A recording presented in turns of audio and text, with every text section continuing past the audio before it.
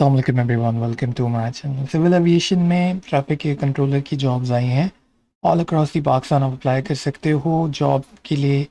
Test की preparation कैसे करनी है, लास्ट डेट क्या है और सारी जो सिलेबस है उस सबको मैं यहाँ पे डिस्कस करूँगा। चलते हैं वीडियो की तरफ।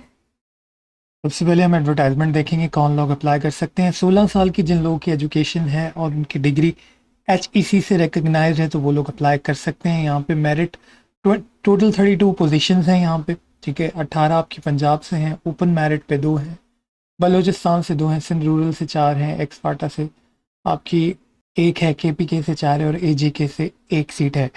अच्छा, पे स्केल इनका बहुत ज़्यादा लिक्रेटिव होता है, जैसे कि यहाँ पे आप देख रहे हैं 150 तक अप्रॉक्स चला जाता है, ठीक है। अच्छा, इसके अलावा और बहुत सारी फैसिलिटीज़ आपको मिलती हैं, पर्क एंड प्रिविलेजेस भी हैं यहाँ पे। जॉब जो है वो बहुत सिक्योर होती है। इसके अलावा जो आप ओवरऑल जब आपका एक्सपीरियंस अच्छा हो जाता है तो आपको बाहर के एयरलाइंस में भी एक्सपोजर मिल जाता है, इजीली आप जो है वो रीलोकेट भी कर सकते हो। लेकिन इसका 10 साल का बॉन्ड होता है, वो आप लोगों को पूरा करना होता है। 16 साल की अगर आपकी एजुकेशन, आपने BS किया हुआ physics, mathematics, computer science, aviation management और या फिर बैचलर किया है आपने इंजीनियरिंग की किसी भी फील्ड में, तो आप इसके लिए अप्लाई कर सकते हैं। शर्त यह है कि आपका मिनिमम 70% एग्रीगेट CGPA होना चाहिए और आपका FSC जो है वो उसमें भी 70% मिनिमम मार्क्स होने चाहिए। एज जो है वो आपकी 28 होती है और एज रिलैक्सेशन जो गवर्नमेंट ऑफ पाकिस्तान के रूल है उसके हिसाब से मिलती है। अप्लाई करने के लिए आपने www.caapakistan.com.pk पे जाना है, वहाँ पे अपने डॉक्यूमेंट भी जमा करवाने, जो जो डॉक्यूमेंट चाहिए वो यहाँ पे लिखे हुए हैं, स्कैन कर लेने आपने। डिग्री सर्टिफिकेट CNIC तमाम चीज़ें वो आपने स्कैन करके वहाँ पे अपलोड करनी है। तमाम इन्फॉर्मेशन आपको caapakistan.com.pk के ऊपर भी मिल जाएंगी। बॉन्ड आपने भरना है 25 लाख रुपए का, क्योंकि आप जो है वो दौरान सर्विस इस जॉब को नहीं छोड़ सकते, क्योंकि आपके ऊपर बहुत सारी इन्वेस्टमेंट हो रही होती है। इस वजह से इनकम्प्लीट एप्लीकेशन जो है वो कंसिडर नहीं होंगी। टेस्ट जो है वो सिर्फ लिमिटेड शहरों में होगा, कराची, लाहौर, इस्लामाबाद, पेशावर और कोयटा के अंदर। और उसकी जो टेस्ट की डेट वगैरह है वो भी बहुत जल्द अनाउंस हो जाएगी। अपॉइंटमेंट जो है वो सब्जेक्टेड टू मेडिकल फिटनेस होगी। यहाँ पे मेडिकल फिटनेस का ऑब्वियसली बहुत ज़्यादा ख्याल रखा जाता है, क्योंकि एयर ट्रैफिक कंट्रोलर की जो जॉब है उसके अंदर जो है वो आपकी मेडिकली फिट होना बहुत ज़्यादा ज़रूरी है। स्ट्रेस लेवल भी होता है, जॉब भी थोड़ी सी टफ होती है लेकिन बहुत लिक्रेटिव होती है। अच्छा, अब आ जाते हैं हम जो असल चीज़ है उसके ऊपर कि सिलेबस क्या होगा। सिलेबस की अगर हम बात करें तो हमारे पास जो है वो एनालिटिकल राइटिंग असेसमेंट का जो पार्ट होता है वो 35 मार्क्स का होता है, जिसमें SBP राइटिंग स्किल्स के क्वेश्चंस, यानी जो आपकी शॉर्ट बिजनेस प्रपोजल्स होते हैं उनके MCQs आते हैं 20 मार्क्स के, और बाकी रीडिंग कॉम्प्रीहेंशन, क्रिटिकल रीजनिंग और सेंटेंस करेक्शन आती है 15 मार्क्स की। तो 20 मार्क्स का जो आपका बिजनेस प्रपोजल राइटिंग स्किल्स हैं उसमें यूजुअली जो है वो इस तरह के सवालात होते हैं कि अनसॉलिसिटेड प्रपोजल क्या होते हैं, सॉलिसिटेड क्या होते हैं, फॉर्मेट कितने होते हैं, किस किस तरह से जो है वो प्रपोजल लिखे जाते हैं, और सारे जो है जो टूल्स कौन कौन से यूज़ होते हैं, कौन सी चीज़ कहाँ पे होती है, ये सारी चीज़ें मैं इसकी डिटेल वीडियो अलग से बनाऊंगा, क्योंकि ये बहुत ज़्यादा लेंदी और पास पेपर भी मैं इसके अपलोड कर दूंगा इसी चैनल के ऊपर। तो बेसिकली मैनेजमेंट रिलेटेड और बिजनेस प्रपोजल राइटिंग से रिलेटेड। तो जिन लोगों को बिजनेस कम्युनिकेशन का आइडिया है वो उसके बेसिक्स पढ़ें, 5 Cs क्या होते हैं और इस तरह की चीज़ें। उसके बाद आपका सेकंड जो 15 मार्क्स का होता है वो होता है रीडिंग कॉम्प्रीहेंशन, क्रिटिकल रीजनिंग और सेंटेंस करेक्शन। रीडिंग कॉम्प्रीहेंशन में वही रूल्स हैं कि आपने रीडिंग करनी होती है बार बार जब तक आपको पूरा पैसेज समझ नहीं आ जाता, उसके बाद जाके आप जो है वो एक एक करके सवालों को हल करते हो। यहाँ पे ज़रूरी है कि आपको पार्ट ऑफ स्पीच ठीक से पता हो, ताकि आपको पता हो कि यहाँ पे कौन सा एडवर्ब यूज़ हुआ है, यहाँ किस तरह से सेंटेंस ऐसा तो नहीं है कि रेसिप्रोकल यूज़ हुआ है और आप उसको किसी और सेंस में समझ लो। तो आपकी जो बेसिक्स हैं वो अच्छी होनी चाहिए, उसके लिए रैनन मार्टिन पढ़ें और वहीं से आपकी सेंटेंस करेक्शन भी हो जाएगी। अगर आप मुझे कहेंगे तो मैं रैनन मार्टिन से सिलेक्टेड टॉपिक्स या फिर इंग्लिश के जो सिलेक्टेड टॉपिक्स हैं उनकी वीडियोस जो है वो डेली 2-2 3-3 मिनट की अपलोड करना शुरू कर दूंगा, जिसमें पार्ट ऑफ स्पीच और बेसिक जो जिस्ट है, कॉन्सेप्ट है, वो आप लोगों के साथ शेयर कर दूंगा।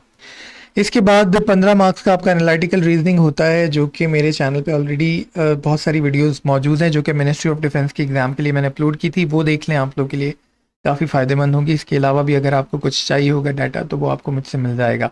क्वांटिटेटिव के लिए आपका जो मैथमेटिक्स का पार्ट होता है, problem solving, calculus, algebra, analytical geometry, data sufficiency, इसमें आपने फर्स्ट ईयर सेकेंड ईयर की मैथमेटिक्स जो है उसको देखना है। और अगर मैट्रिक की मैथ्स जो है उसके भी कुछ बेसिक जो रूल्स हैं वहाँ से आप इसको पढ़ लें तो काफ़ी हद तक आपका जो है वो कवर हो जाता है। ठीक है जी।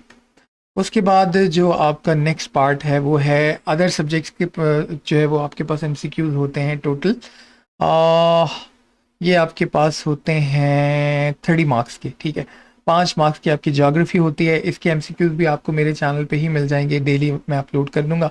फिज़िक्स के लिए आपने फर्स्ट ईयर सेकेंड ईयर की बुक लेनी है और उससे तैयारी करनी है। उससे फिज़िक्स की काफ़ी हद तक ये जो टॉपिक हैं वो कवर हो जाते हैं। पंजाब बोर्ड की और फेडरल बोर्ड की भी उठा लें तो आपके एक टॉपिक कवर हो जाएंगे। प्रिंसिपल ऑफ मैनेजमेंट जो है इसके एमसीक्यूज भी आपको इस चैनल पे भी मिल जाएंगे, ऑनलाइन भी मिल जाएंगे। इसके बाद जो जनरल नॉलेज इंक्लूडिंग आपका ICAO यानी international civil aviation organisation, civil aviation authority, airline and IATA, ये तमाम जितनी भी आपके पास यहाँ पे एब्रीविएशन मौजूद है इनकी ऑफिशियल वेबसाइट पे जाना है और यहाँ से आपने डाटा कलेक्ट करना है। एयरलाइन जो है वो यहाँ पे आपको मेरे चैनल पे भी मिल जाएंगे। गूगल भी कर सकते हैं कि जी कौन सी एयरलाइन कौन से मुल्क से है और जो है वो कौन सा एयरपोर्ट सबसे बड़ा है, कौन सा एयरपोर्ट छोटा है, ये सारी चीज़ें वहाँ पे पूछी जाती हैं। फिज़िक्स में भी आपने ये करना है कि जब आप फर्स्ट ईयर की बुक खोलेंगे उसमें टाइम स्पीड वेक्टर वाले सवाल जो हैं वो जो आपको एग्जाम्पल सॉल्व की हुई हैं वही रिवाइज कर लें अगर आप, तो काफ़ी होगा। लेकिन अगर आप एडवांस लेवल पे करना चाहते हैं तो अप्लाइड फिज़िक्स की एक बुक है, ये बहुत बेहतरीन किताब है फिज़िक्स के लिए, हॉलिडे एंड रेजनिक। इससे आपको काफ़ी अच्छे कॉन्सेप्ट समझ में आ जाते हैं। तो मेरा हाल है अगर आप ये पढ़ लेते हैं तो आपको ज़्यादा कहीं और जाने की ज़रूरत नहीं पड़ेगी। बाकी अगर आप मुझे कहेंगे तो सेंटेंस करेक्शन भी जो है वो मैं अपने चैनल पे अपलोड कर दूंगा। सेंटेंस करेक्शन के लिए आपको ये करना होता है कि हर जो एक पार्ट ऑफ स्पीच है उसके डिफरेंट जो है वो करेक्शंस होती हैं, उसके डिफरेंट रूल्स होते हैं। वो आप पढ़ते हो, वो पढ़ने के बाद आपको अंदाज़ा हो जाता है कि कहाँ पे जो है वो कौन सी गलती मौजूद है। तो ये आपका ओवरऑल सिलेबस होगा। बाकी मैंने आपको बता दिया कि पर्क एंड प्रिविलेजेस भी ज़्यादा होंगी। कुछ पॉइंट्स जो इम्पोर्टेंट है वो मैं यहाँ पे शेयर करना चाहता हूँ आप लोग के साथ। वो ये कि जॉब थोड़ी सी टफ होती है और वर्किंग आवर्स भी शिफ्ट में होते हैं। ठीक है, शिफ्ट्स में आप जो है वो जॉब कर रहे होते हो। आप जो आपके इनके ट्रैफिक कंट्रोलर जो होते हैं वो वहाँ पे सारा रूट वगैरह डिसाइड कर रहे होते हैं। क्विक कैलकुलेशन आपकी बहुत अच्छी होनी चाहिए और उसके लिए आप ज़्यादा से ज़्यादा प्रैक्टिस करें मैथमेटिक्स की, फिज़िक्स की, प्रोजेक्टाइल मोशंस वगैरह वो भी देख लें। तो ये ओवरऑल आपका सिलेबस है जो कि आने वाला है। होपफुली वीडियो आप लोग के लिए फ़ायदेमंद होगी और वीडियो पसंद आए तो लाइक एंड शेयर कीजिएगा, चैनल को भी सब्सक्राइब कीजिएगा। मैं कोशिश करूँगा अपने चैनल पे आपको तमाम रिक्वायर्ड MCQs जो है वो मुहैया करता रहूँ। डेली चैनल पे वीडियो अपलोड होगी, वो इंग्लिश की भी होंगी, एनालिटिकल रीजनिंग की ऑलरेडी हो चुकी है, मैथमेटिक्स की भी कुछ कर चुका हूँ, कुछ और करूँगा। तो ओवरऑल आपको कंप्लीट पैकेज इसी चैनल पे मिल जाएगा। साथ साथ आपको जो है वो बुक्स की रिकमेंडेशन भी मैं देता रहूँगा। आज की वीडियो में इतना ही था। वीडियो को लाजमी शेयर कीजिएगा, चैनल को सब्सक्राइब कीजिएगा। Thank you so much. अल्लाह हाफिज़।